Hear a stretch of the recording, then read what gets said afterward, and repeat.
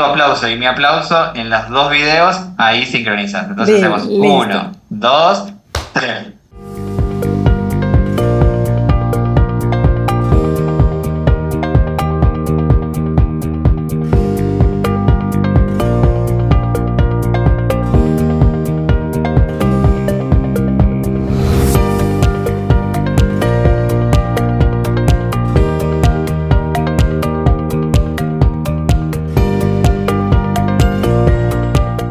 Como tú dices, Alexis, es maravilloso. No me queda. Mi hija ama el acento argentino.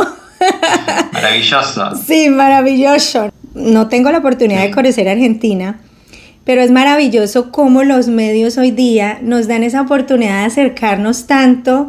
Y por eso yo hoy estoy feliz, Alexis, porque esto lo pedí y me llegó. Y te doy gracias por aceptar esta invitación a Respírate. Cuéntame quién es Alexis para que puedan ellos también saber quién es Alexis.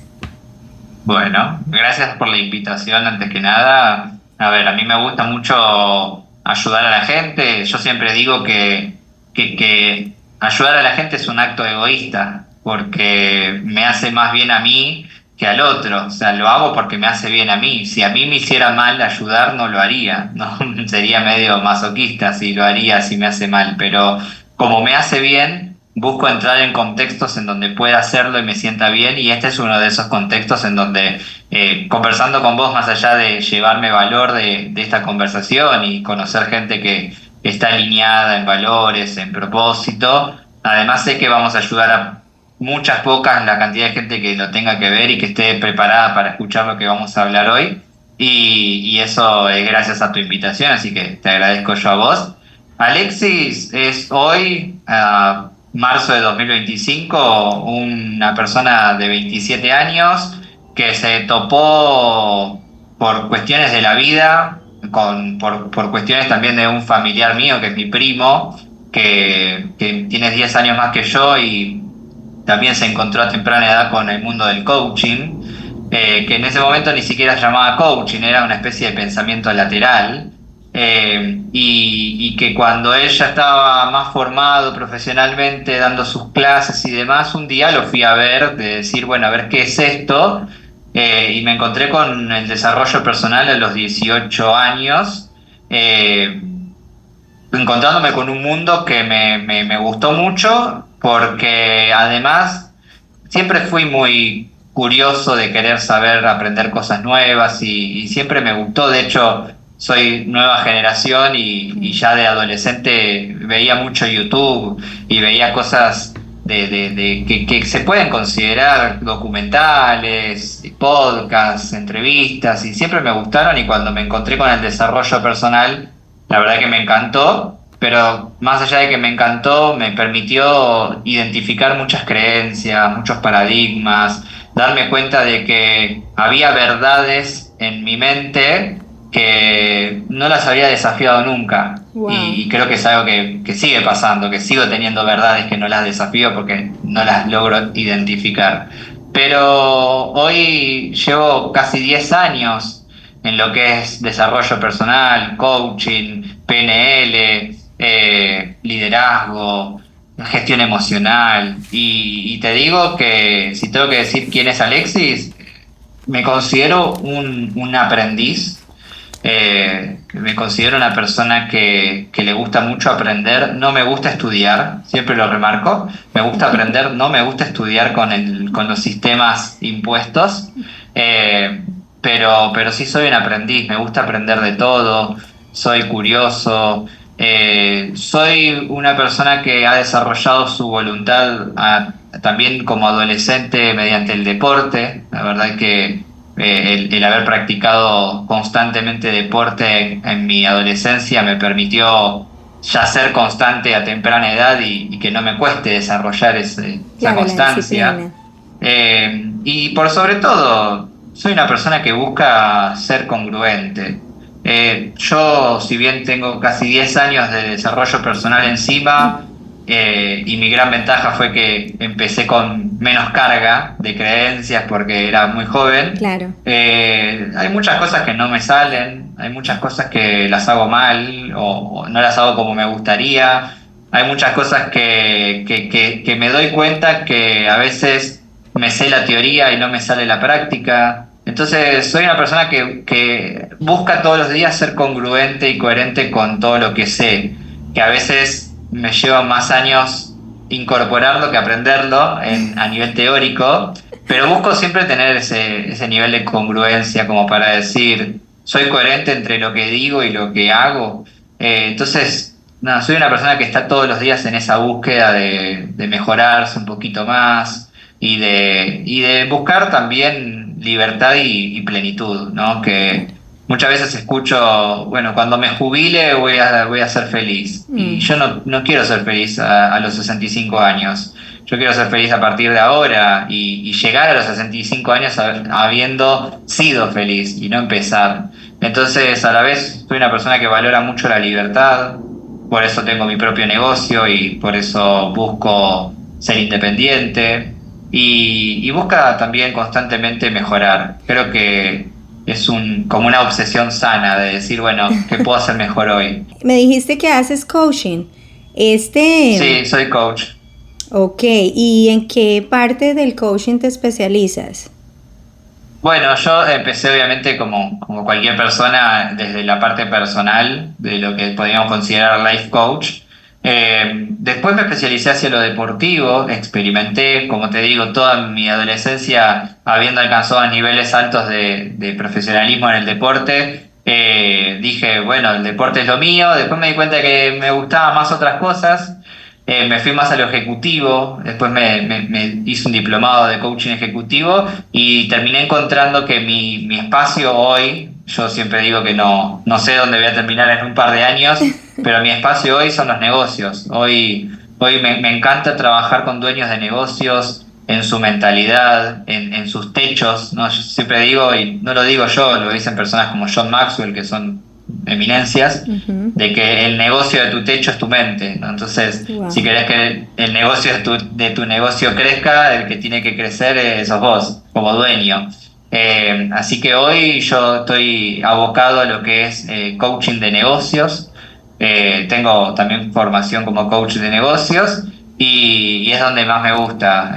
La verdad es que me encanta ayudar a que otras personas tengan libertad y a través de un negocio es una manera de alcanzar libertad y poder decidir qué hacer con tu tiempo. Bueno, entonces tenemos aquí un coach completo que pueden las personas a ti contactarte para cualquier necesidad, para cualquier confusión, para cualquier objetivo que estén intentando alcanzar y no saben cómo llegar a él. Aquí se pueden conectar contigo. En mi caso, tuve la oportunidad de escucharte en otro podcast con otra persona, efectivamente dentro del mundo de los negocios, porque a mi esposo le gusta mucho este tema. Y fue muy lindo porque cuando yo te escucho, conecto con lo que Respira te tiene como objetivo y es aportar vida a las personas, ayudarles a llegar más a su bienestar, descubrir cuáles son los paradigmas, estructuras y límites que se están poniendo a través de las crisis y las situaciones que todos atravesamos, pero cómo las gestionamos. Entonces fue muy lindo pensarme en ese momento y sobre todo visionarme. Yo tengo que traer a Alexis a Respírate. Ahora, ¿cómo? Entonces empecé como con esa misma mentalidad. Bueno, el objetivo es tenerlo aquí, ¿cómo lo traigo? Y mira que fue más fácil de lo que pensé y creo que eso nos pasa a muchos. A veces creemos que el cómo es realmente muy complicado, pero suele ser más difícil el qué. Cuando ya tenemos ese qué, estamos claros de cuál es el objetivo, pero llegar a ese cómo es realmente la misión del coach. No sé si estoy en lo que es. Sí, es una de sus misiones, ayudar a encontrar el cómo. No tanto decir el cómo, sino que ayudarte a encontrar el cómo. Y una manera de ayudarte a encontrar el cómo es haciéndote preguntas que vos no te estás haciendo todavía, para interpretar las cosas diferente a como las estás interpretando, ¿no? Recién te escuchaba en tiempos de crisis, ver cómo atravesamos esa situación y también ahí hay una interpretación, ¿no? El hecho de decir, atravesar, cómo sentís ¿Cómo te sentís cuando decís atravesar y cómo te sentís cuando decís, bueno, voy a transitar esta situación?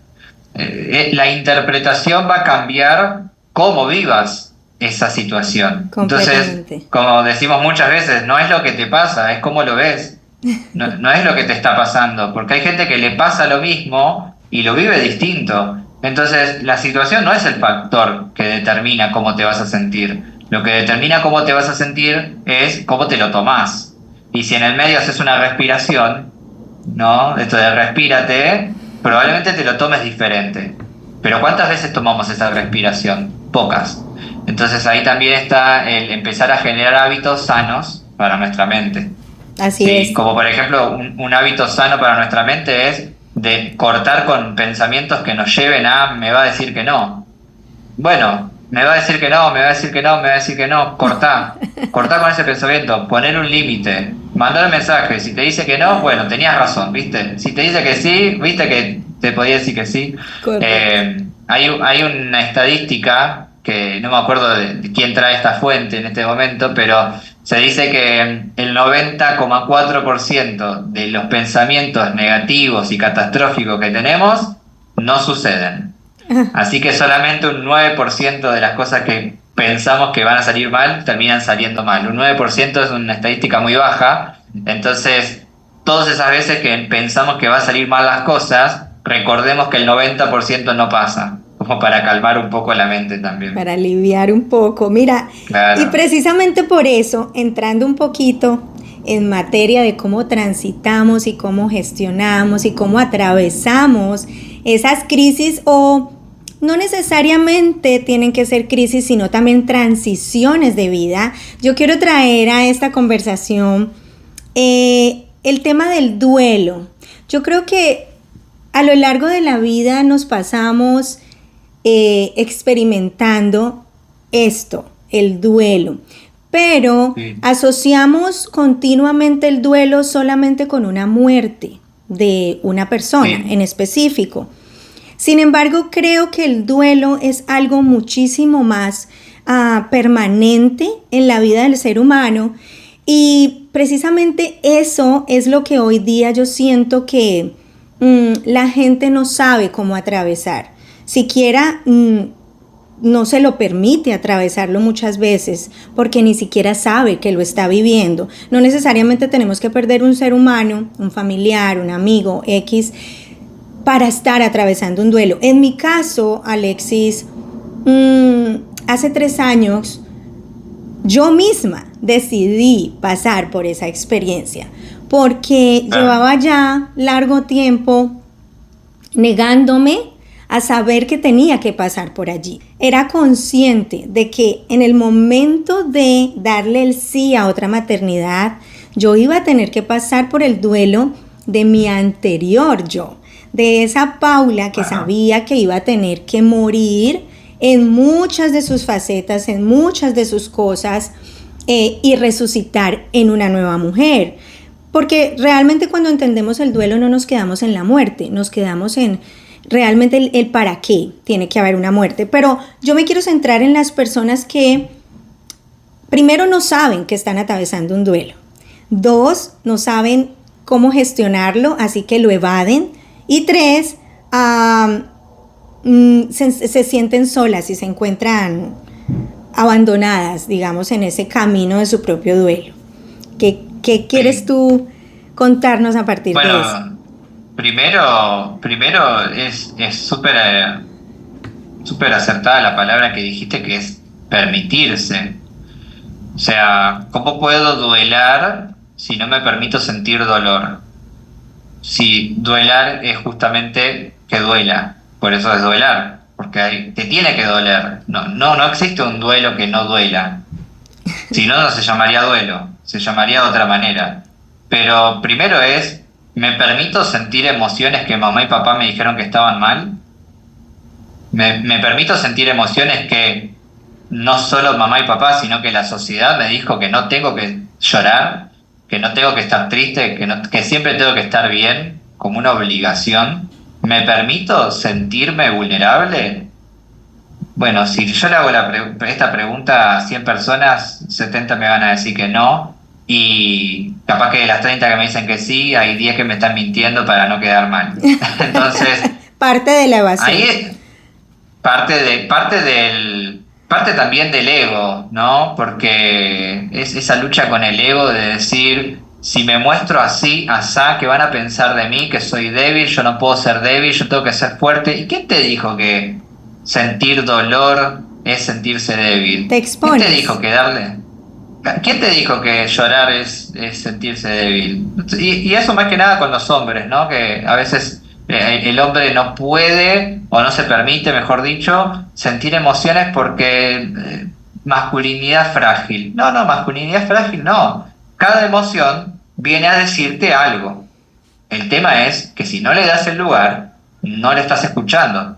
Y si no estás escuchando las emociones, te estás perdiendo un gran potencial de tu cuerpo. Porque realmente cuando sos racional, perdés mucha potencia a cuando sos emocional. Entonces, acá lo que tiene que ver con el duelo es qué tanto me permito sentir dolor. Y obvio que no es una sensación placentera. Yo creo que nadie dice qué gana de sentir dolor que tengo.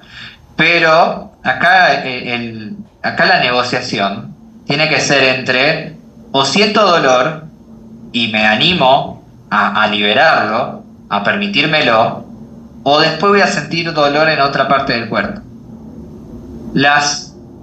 No quiero que esto se interprete como que todas las enfermedades tienen una causa emocional. No, todas las enfermedades no tienen una causa emocional, pero sí la mayoría. Uh-huh. Porque el sistema emocional nervioso afecta al sistema inmunológico.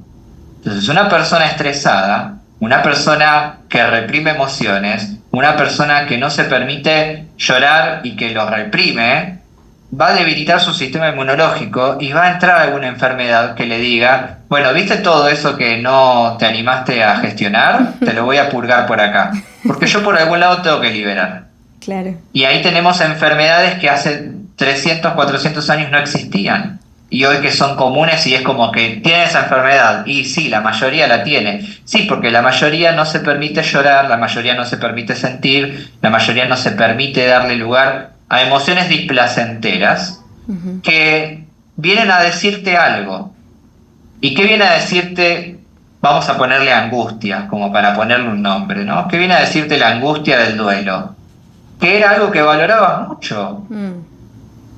Era algo que valorabas mucho. Entonces, si no te duele perder algo que valoras, ¿cómo haces para valorarlo? Si no te duele perderlo, ¿cómo lo valorás cuando lo tenés? Entonces, ahí también está el decir, ¿qué viene a pedirme esta emoción? Esta emoción viene a pedirme que honre eso que valoraba. Entonces, ok, me despido, hago el duelo, me duele y termino aceptándolo. Ahora, ¿qué pasa si no hacemos el duelo? Resignación y resentimiento a largo plazo. Claro, mira. Y la resignación y el resentimiento son emociones que después ni te das cuenta del por qué las sentís. Y están ahí todos los días. Son bastante agresivas, sí. En mi caso, Alexis, yo empecé mi duelo mucho antes de volver a ser mamá. Y todo eso lo he comprendido en todas estas últimas etapas del duelo. Creo yo que ya estoy en esa aceptación, esa final, que ya es eso que tú empiezas a disfrutar, eso que tú empiezas a saber, a resignificar eso que atravesaste. Yo venía viviendo ese duelo hace mucho antes de decir, ok, sí, lo voy a volver a hacer. Fue mucho tiempo, 16 años, desde mi primer maternidad, estaba en otra temporada de mi vida, y ahora estoy en otra temporada de mi vida. Imagínate lo que son los 20 y lo que son los 40. O sea, soy otra mujer completamente diferente. Entonces, lo que tú dices es bastante lindo, porque cómo valoras algo, obviamente si no te duele, si no te cuesta. Y creo yo que las personas pueden atravesar etapas, o más bien te lo pregunto, podemos empezar el duelo en diferentes etapas, y no necesariamente desde la primera, que es la negación, o siempre debe empezar ahí. A ver, A ver, siempre vamos a empezar en la negación, pero no significa que vamos a empezar cuando se terminó eso. O sea, vos podés, vamos a llevarlo a algo quizás un poco más predecible, que es una separación de pareja, Ok. ¿no? Es algo que vos al principio tenés un momento de negación, donde negás y decís, esto va a funcionar, esto va a continuar, vamos a poder. Negás la sensación de cortar o de querer terminar. Pero llega un punto en el que podés estar dentro de la misma relación y decir, bueno, yo ya me di cuenta que esto tiene fecha de vencimiento. Y desde ahí empezar un duelo. Empezar un duelo dentro de la relación. Hay gente que lo hace, hasta hay gente que lo necesita. ¿Por qué? Porque no sería capaz de experimentar el duelo solo o sola. Entonces hay gente que experimenta el duelo durante. Entonces ya se va desapegando de la relación, de la persona, porque considera, con sus mejores herramientas y con sus mejores habilidades, considera de que sería mucho más difícil desapegarse estando solo o sola. Entonces ya va haciendo el duelo durante. Esto digo que hay cosas que se pueden hacer, ir desapegándote, pero hay cosas que no se pueden ir desapegándote, como cuando perdés un ser querido, que ya no puedes ir desapegándote de a poco y paulatinamente, sino de que es un proceso de aceptación que va a llevar el tiempo que tenga que llevar. Pero se puede empezar un proceso de duelo aún continuando con ese trabajo, con esa persona, con esa formación académica, estudio. Y vos ya sabés que en 6 meses esto no vas a seguir.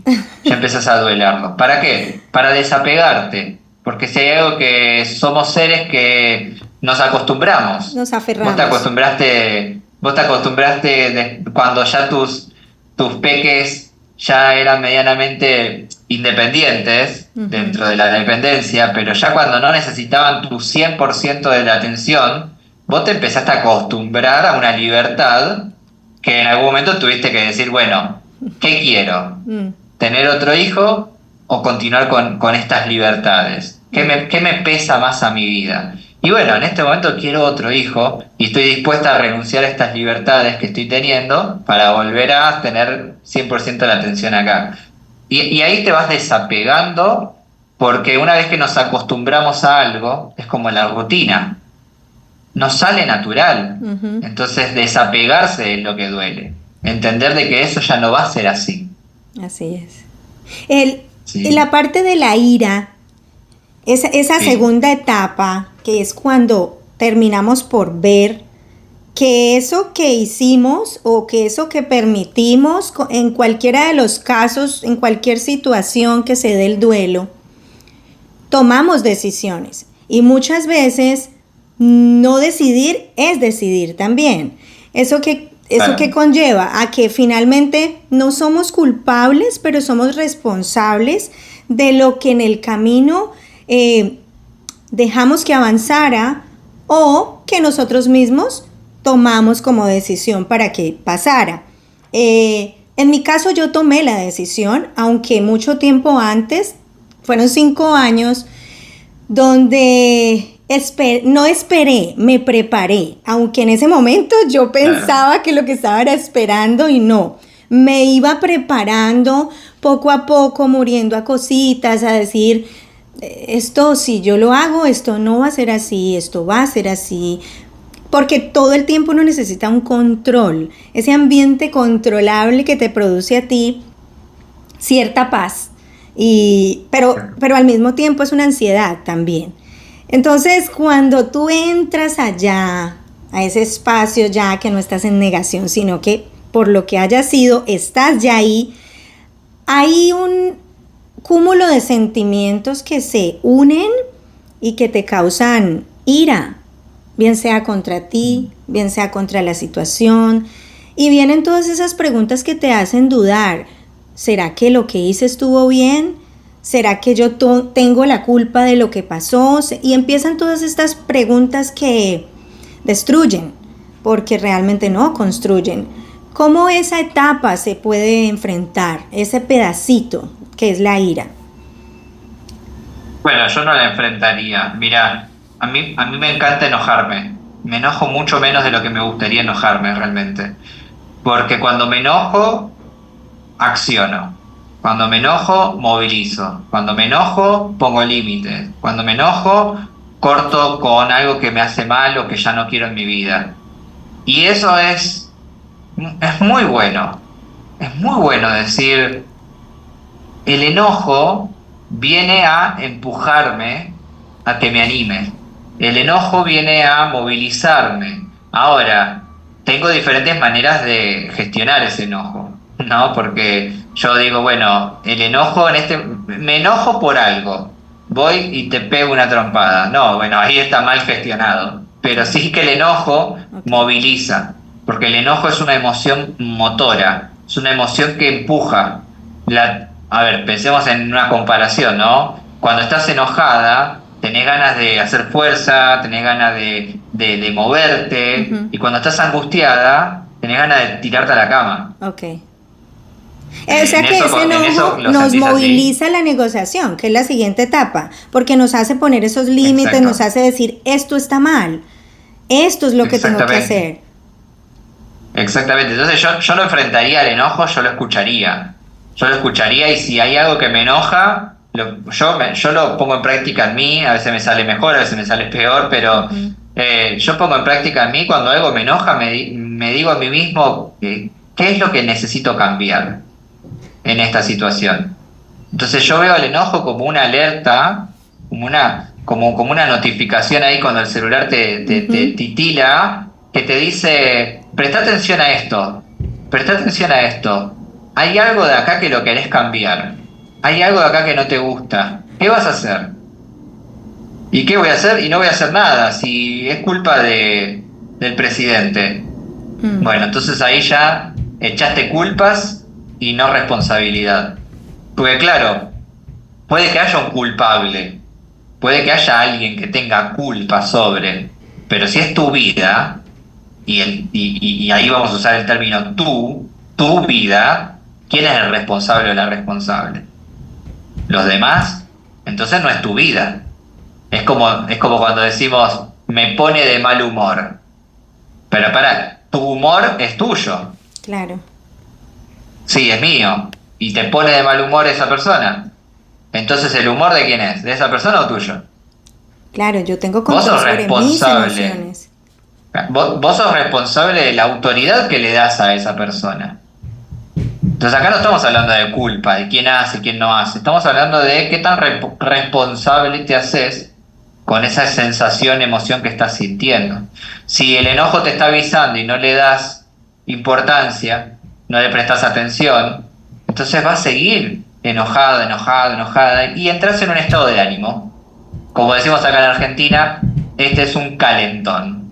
Un calentón es una persona que se enoja En constantemente. Bueno, calentura, eso ya es un estado de ánimo. ¿Y qué claro. pasa cuando alguien vive en un estado de ánimo? Ya está, como me gusta decir a mí, está tomado por el estado de ánimo. Ya no se da ni cuenta que vive enojado porque es su manera normal de vivir. Y Claro. eso es peligroso, porque cuando no nos damos cuenta, no podemos cambiarlo.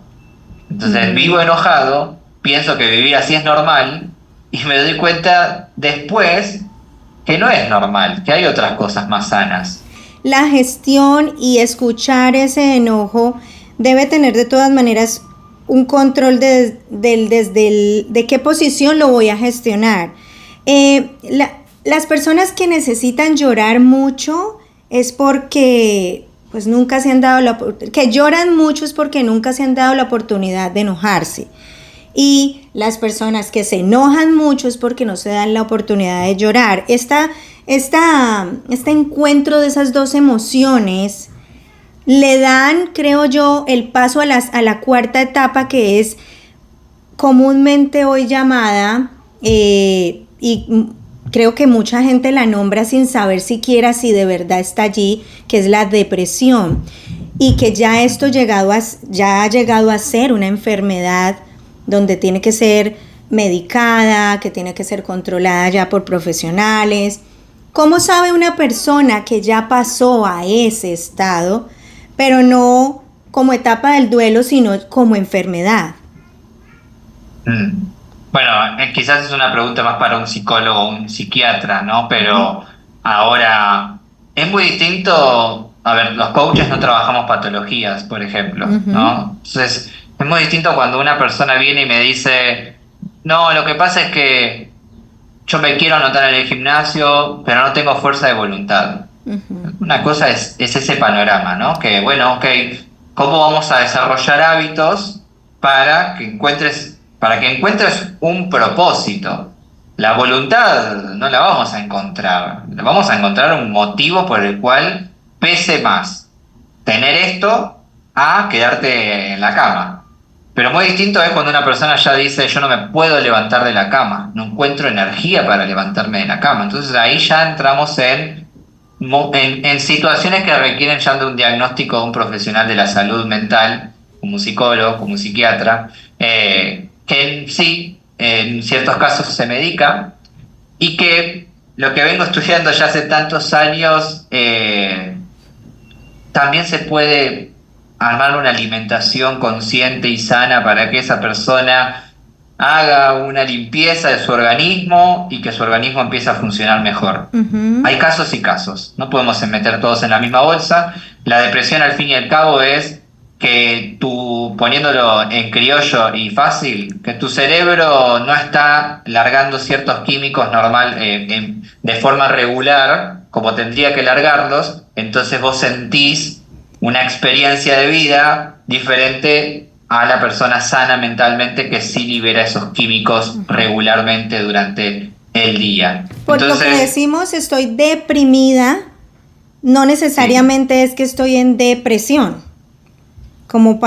Porque encuentro muchas personas que están allí, claro, en ese bajón de voluntad, en eso que nos pasa a todos todo el tiempo. Llegamos a estar deprimidos porque no le encontramos todavía el porqué y el para qué a esa situación, y entonces mi voluntad está como caída, y yo pero no necesariamente estoy sufriendo de depresión. Esto es importante que lo aclaremos para que las personas que están atravesando en este momento quizá un duelo puedan entender y agarrarse, y no dejar que de pronto el desconocimiento de otras personas o de su propio ser los lleve a pensar que ya están en esa patología, porque claro, esto ya es un trabajo que tiene que asumir un profesional de la mente, y si el caso es que ya la persona está en descontrol, donde ya hay otras manifestaciones y otros síntomas propios de la enfermedad como tal,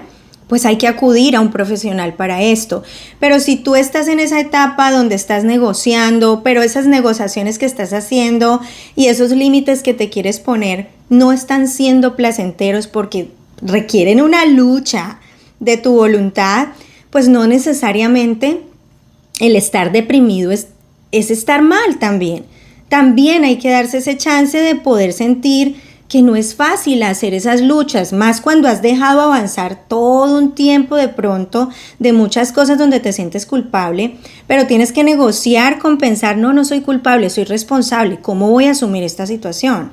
O tomaste una decisión y no fue la decisión acertada, o te está haciendo sentir diferentes cosas esa decisión, pero estar deprimido también trae algo, me imagino, para que uno se dé cuenta. Sí, y creo que tenemos que partir de la base del analfabetismo emocional.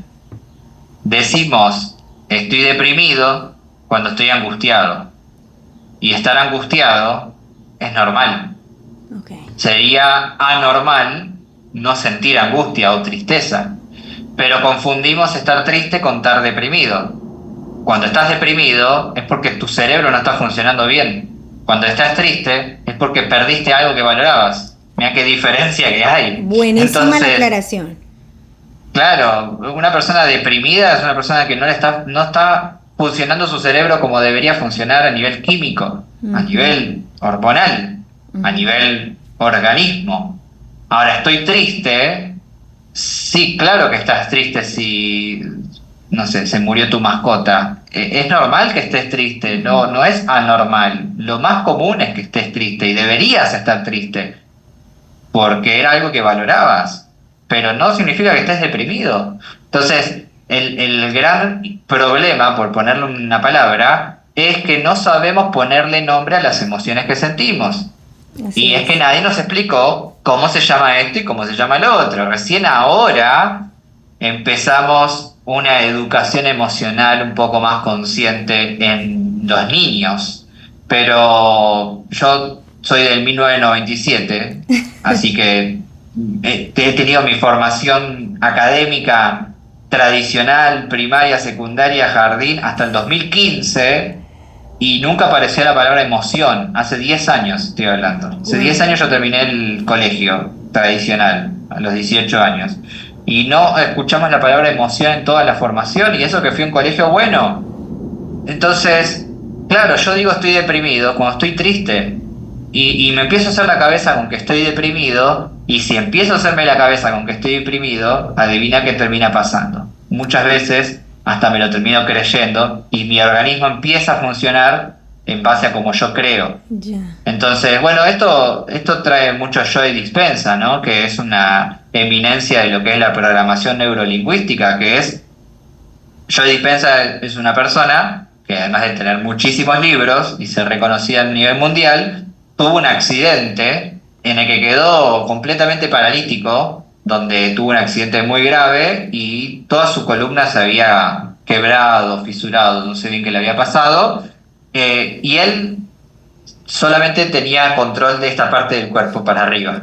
Wow. Del cuello para abajo no podía mover, ni controlar, ni sentir nada, y estuvo 20 días así, repitiéndose, imaginándose que su columna estaba bien, imaginándose como él mismo acomodaba su columna, imaginándose como su columna, tendones, músculos, ligamentos, se iba acomodando, y mágicamente, después de un par de meses ya estaba caminando cuando le habían dicho que no iba a caminar nunca más en su vida. Wow. Entonces, si yo me digo, estoy deprimido, estoy deprimido, estoy deprimido, estoy deprimido, estoy deprimido, llega un punto en el que el cerebro dice, ¿cómo estamos? Deprimidos. Y quizás era una tristeza, y ahora tu organismo empezó a funcionar en base a eso. Entonces, esa programación que tenemos es muy peligrosa y a la vez muy beneficiosa. Porque si vos te programás, no quiero con esto pecar de positivismo tóxico, pero si vos te programás de que sos una persona segura, confiada, digo, positivismo tóxico a veces decimos, dale que vos vas a poder, dale que vos podés. No es solo dale que vos podés, es qué estás haciendo para poder y qué estás haciendo para sentirte seguro y segura. Pero si vos decís, no voy a poder, no voy a poder, no voy a poder, consciente e inconscientemente vas a buscar tener razón. Entonces no te vas a dar cuenta en qué momento te saboteás. Wow. Y el saboteo es algo tan común por el simple hecho de que piensen que no lo voy a poder lograr. Entonces es muy importante empezar a distinguir pensamientos. Esto no es depresión, esto es tristeza. Esto no es tristeza, esto es angustia. Esto no es angustia, esto es enojo.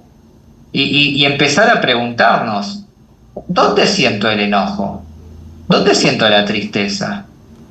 Cuando me siento triste, ¿qué siento? ¿Es algo recurrente esta sensación? Porque ahí empezás a distinguir que cuando te duele acá, que cuando te duele allá, que cuando sentís esto, te sentís triste. Y esto es buenísimo, me acabo de acordar de un estudio que esto lo comparte Stanislao Bakrach, que es un argentino biólogo molecular que fundamenta toda su parte emocional con la ciencia, desde la biología, y Stanislao dice que pusieron a una mujer en un resonador, en una cápsula, donde estaban midiendo su actividad cerebral, neuronal, y le decían a la mujer, ¿cómo estás? Bien. No, de verdad, ¿cómo estás? Enojada. ¿Por qué enojada? No, porque mi marido, que me dice esto, que me dice lo otro, que no me ayuda con esto. ¿Estás enojada? Sí. ¿Estás enojada o estás desilusionada? Y se queda.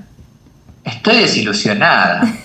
Y dice que en el resonador se vio como la amígdala, que está en la mitad del cerebro, dejó de liberar sustancias, porque se dice que cuando entendemos la emoción que sentimos, el cerebro dice, ya entendió, dejen de segregar, ya entendió, dejen de liberar químicos, ya entendió, está triste, lo logró captar, dejen de liberar hormonas y sustancias.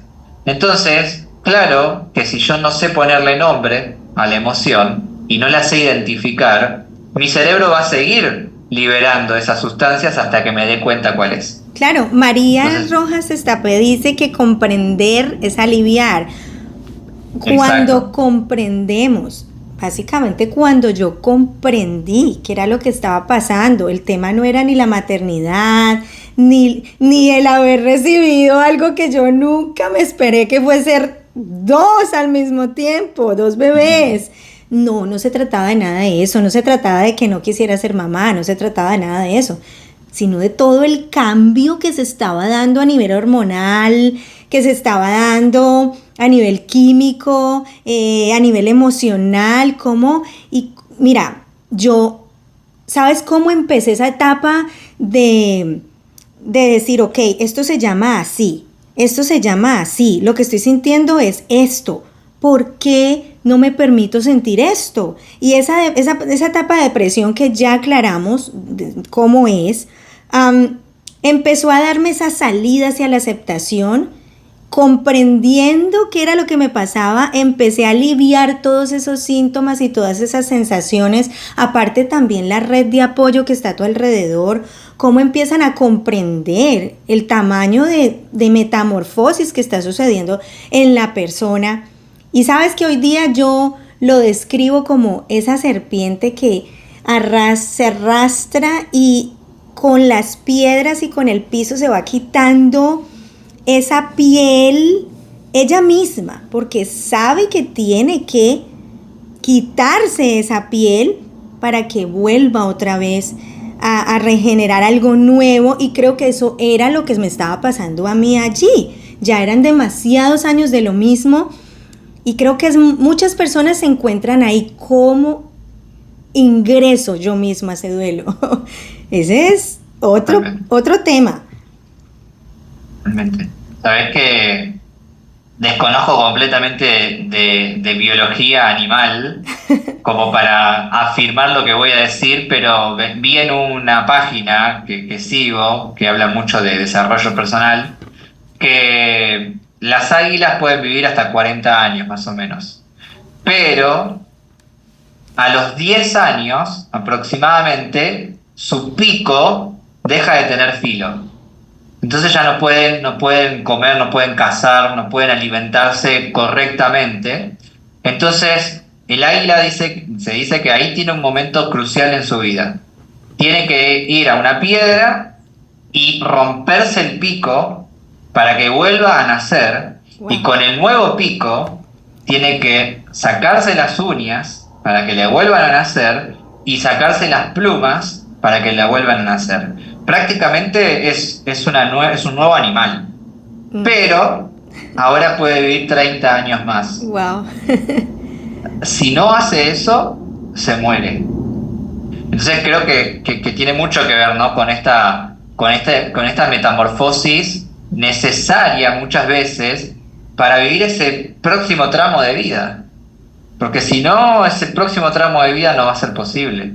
Y depende, claro, y depende mucho de cómo abrazamos esa aceptación, desde dónde la tomamos, porque creo que también se puede aceptar, pero desde la misma tristeza, se puede aceptar desde el mismo conformismo.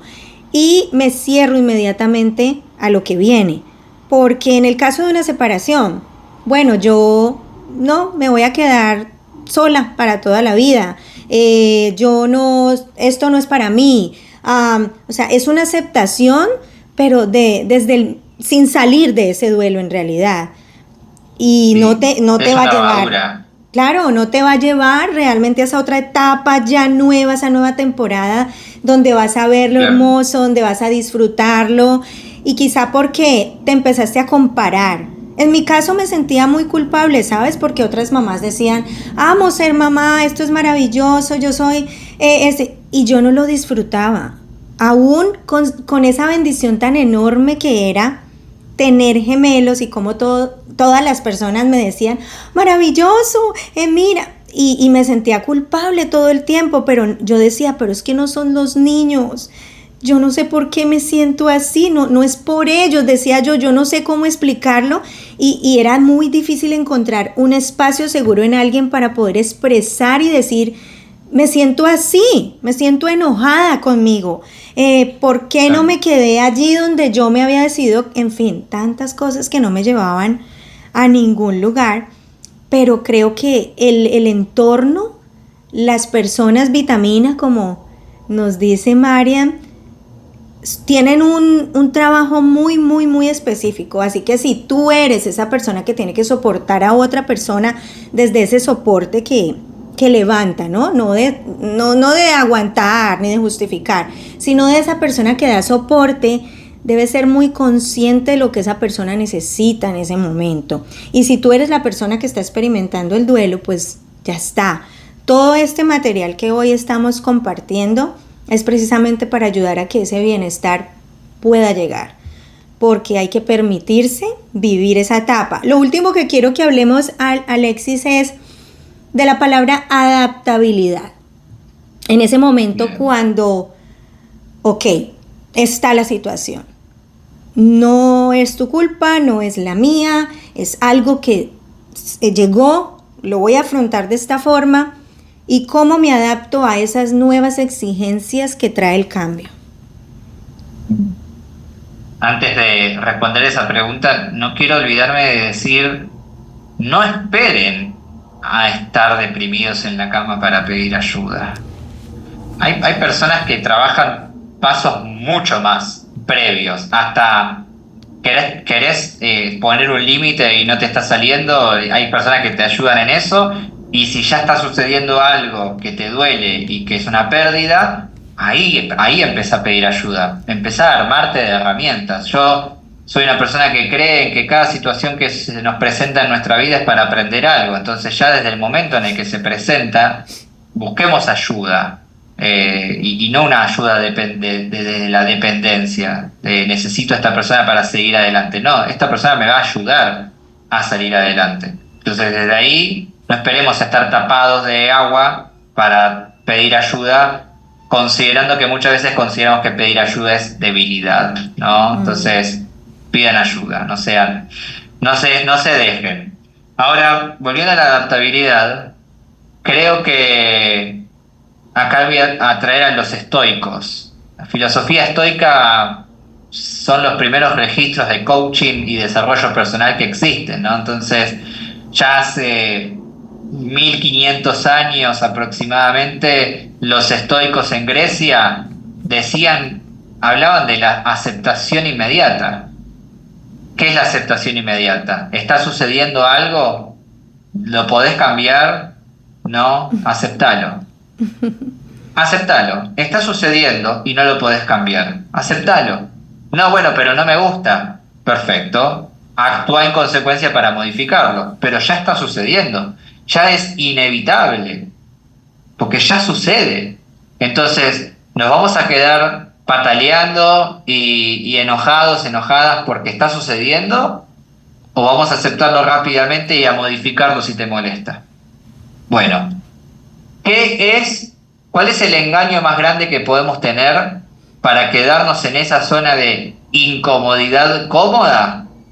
Empezar a quejarnos.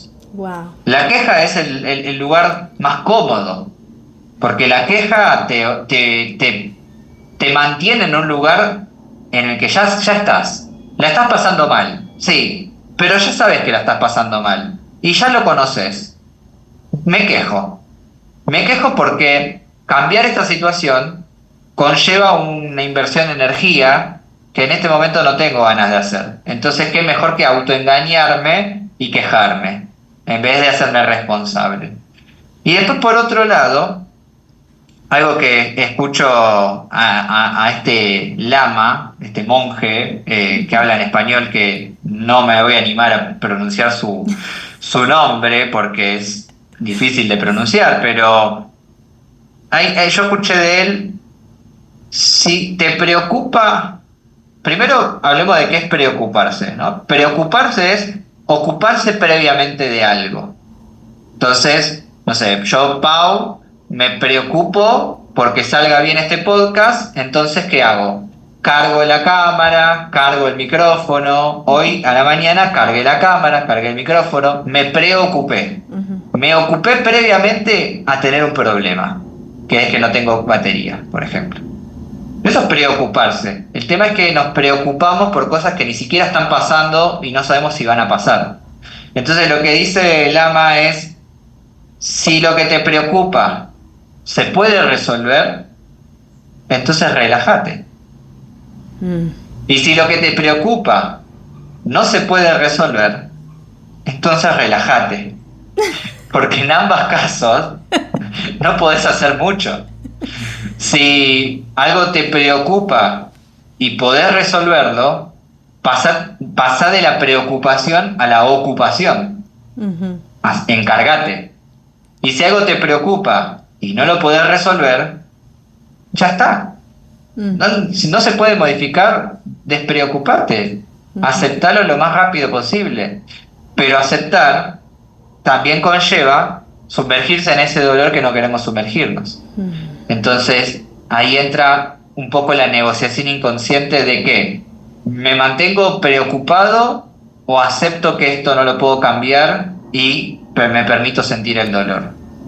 Ahí está la negociación entre dos sensaciones displacenteras que no queremos sentir. Entonces, acá lo que me gustaría dejar es este mensaje, ¿no? Si podés modificarlo, no te preocupes, ocupate, poné a cargar la batería, poné a cargar el micrófono, ocupate. No esperes a que sea tarde. Y si no lo podés cambiar, aceptalo, porque ya está sucediendo. ¿Qué vas a hacer ahora con esto? Wow. Maravilloso. Yo lo dije, va a ser maravilloso. Alexis, qué alegría poder compartir vida, ambos.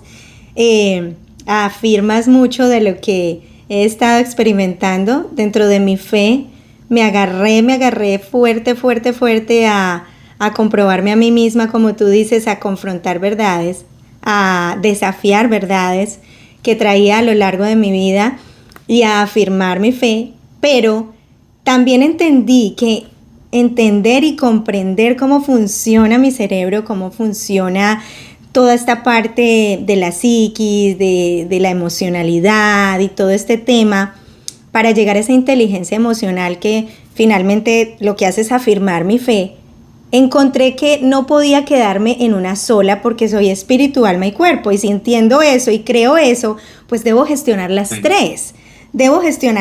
Creo que cada persona desde su fe, desde su creencia, desde la forma que ve la vida y cómo pasa la vida, la conclusión es la misma. No somos seres creados para vivir en soledad, no somos seres, somos seres sociales, somos seres que cuando entramos en crisis, en situaciones que se escapan de nuestro control, pues tenemos que abrirnos, porque sabemos que muchas de las cosas que necesitamos provienen de afuera, pero muchas otras provienen del interior, nutriéndose desde el exterior también. Es una cosa que, de verdad, que cuando aprendemos a ir conociéndolo, nos alivia y nos causa bienestar.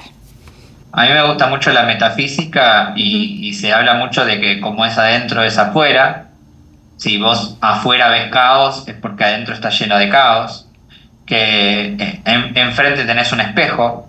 No hay una persona que te hace enojar, hay un espejo. A vos te enoja eso y esa persona viene a mostrártelo como un espejo. Pero para eso hay que posicionarnos desde un lugar de responsabilidad que muy pocas personas realmente toman el coraje de posicionarse ahí. Pero creo que la libertad está ahí. en ser un ser independiente, autónomo, que depende de sí mismo a nivel mente, cuerpo y alma. Dependo de mí mismo en cuidar mi cuerpo, en elegir qué como, qué hago, qué hago de actividad física. Elijo a nivel mente qué consumo. Puedo estar todo el día viendo el noticiero y toda la gente que muere todos los días, o puedo nutrirme. Claro. Si total la gente va a seguir muriendo, es ley natural de la vida y Elegir así las tiene que ser. fuentes. Elegir las Elegir qué fuentes. consumo, exacto. Claro. Entonces, ¿qué tanto estoy cuidando mi mente, cuerpo y alma? Porque ahí me hago responsable. Así es. Esto ha sido un súper tesoro. Gracias, Alexis. A ustedes, gracias por estar aquí, respirando con nosotros. Nos vemos en el próximo episodio. Gracias.